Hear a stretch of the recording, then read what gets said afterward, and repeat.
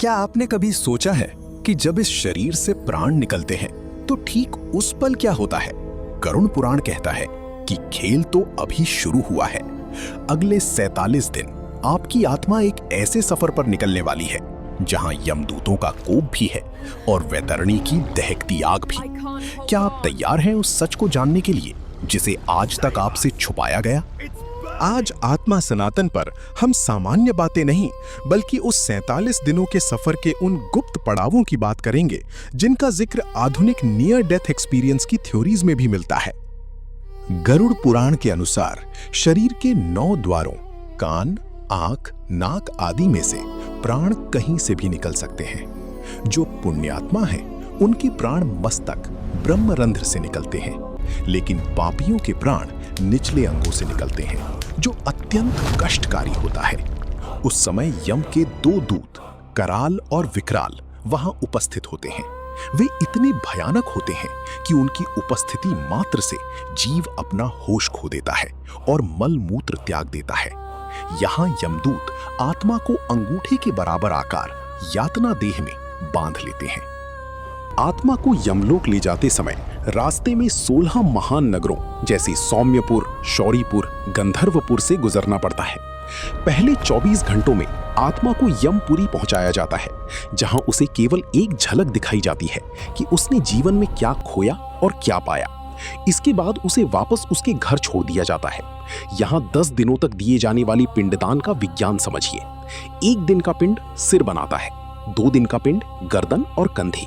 इस प्रकार 10 दिनों में आत्मा को एक नया सूक्ष्म शरीर मिलता है जो आगे की यात्रा की कष्ट सह सके। जब आत्मा यमराज के दरबार में पहुंचती है तो वहां चित्रगुप्त का श्रवण नामक गण होता है।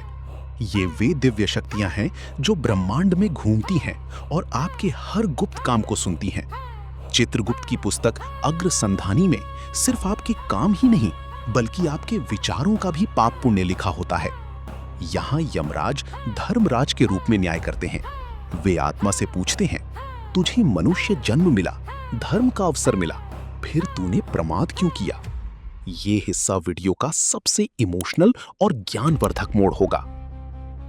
न्याय के बाद आत्मा को उसके कर्मों के अनुसार या तो नरक की यातनाएं दी जाती हैं या फिर उसे चंद्रलोक भेजा जाता है। अंत में उसे फिर से मृत्युलोक पृथ्वी पर आना पड़ता है।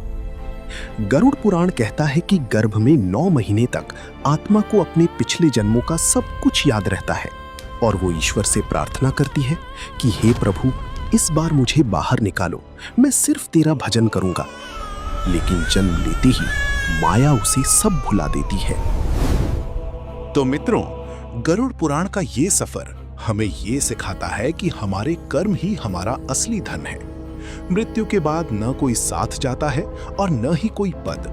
केवल आपके द्वारा किया गया पुण्य ही आपको उस कठिन मार्ग पर सहारा देता है।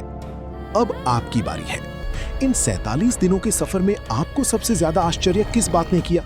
कमेंट्स में अपनी राय जरूर साझा करें और जय श्री कृष्ण लिखना ना भूलें। अगर आप चाहते हैं कि हम नर्क की 28 सजाओं पर एक अलग और विस्तृत वीडियो बनाएं, तो हमें कमेंट्स में बताएं। इस ज्ञान को अपने मित्रों और परिवार के साथ शेयर करें ताकि वे भी जीवन के इस सच को जान सकें।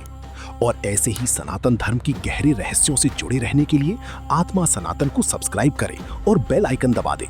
मिलते हैं अगले वीडियो में, तब तक के लिए जय श्री राम।